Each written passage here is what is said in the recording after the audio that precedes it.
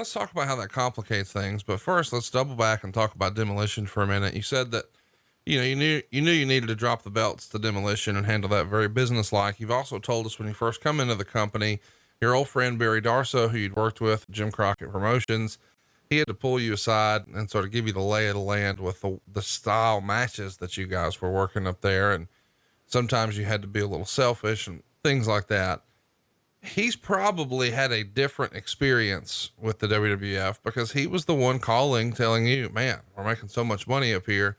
And then that's not exactly your experience.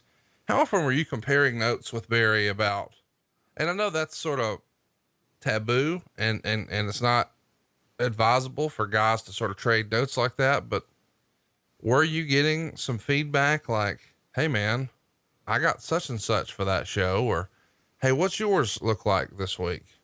Or when did you have an understanding that, hey, for whatever reason, Vince does not see us at the Demolition level? Well, prior to us quitting, and like the previous conversation we had, it was like, got to remember, business was hot. Crockett was hot, WWF was hot. That previous year, I mean, he and you're right, most guys don't talk figures. I don't, like to ask anybody what they're making. It's none of my business. But he volunteered and he went, Arn, you need to get up here. My God, I made $300,000 last year. Well, in those days, at that year, I was pretty strong. Absolutely. Certainly more than we were making for Crockett. So that was one of those things that shook me. And when we got there, business was still hot, but that money had dropped off. And that's what no one could figure out, why the money was down. How many of the guys were sort of freestyling? Oh, it's got to be because of this fucking movie. Well, the movie I'm referencing is No Holds Barred.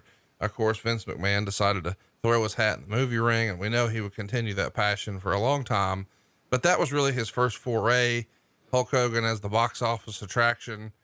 And a lot of guys, whether it's accurate or not, have theorized over the years that it was a distraction and took Vince's eye off the ball, and perhaps the money dipped as a result, maybe to fund the movie, maybe because he just wasn't as focused on all the other ancillary streams of income. Well, this was rumor and innuendo. Don't hold me to this. This is the locker room buzz. Sure. There was a referee, Dusty Wolf, I think he was one of the underneath guys too, that they hired to drive Zeus right to all the live events. We heard that he was getting $1,000 a day. That's Zeus now. He had a driver.